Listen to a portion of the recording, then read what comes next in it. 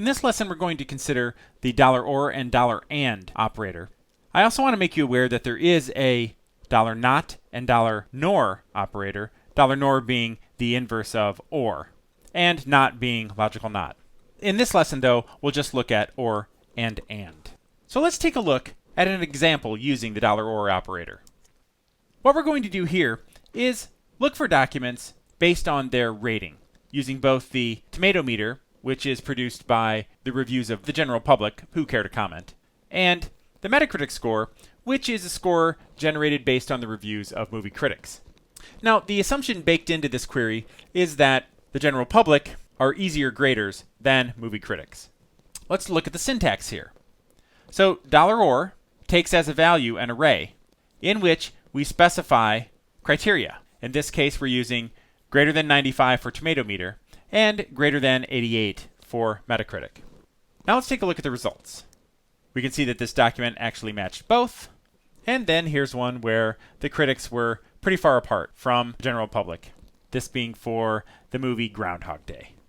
So again, $or takes an array as an argument.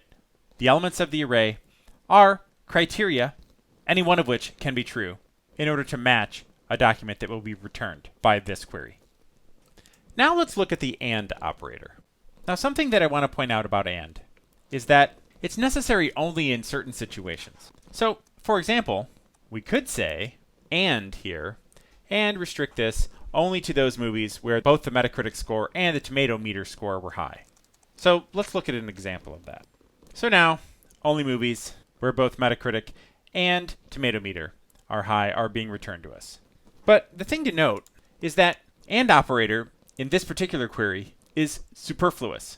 The reason being that the query we just did is equivalent to this one, because again, criteria specified in our query document to find are implicitly ANDed together. And you can see we're getting the same documents back. So, why is there an AND operator? Well, the reason is because there are some use cases in which we actually need to specify the same field value more than once. If I were to try to do this using just a simple query document, I wouldn't get the intended results because the keys in a JSON document must be unique, and I would be using the same key more than once. The $and operator allows me to specify multiple constraints on the same field. So in this case, I'm saying, give me all documents where the Metacritic is not equal to null and where it exists.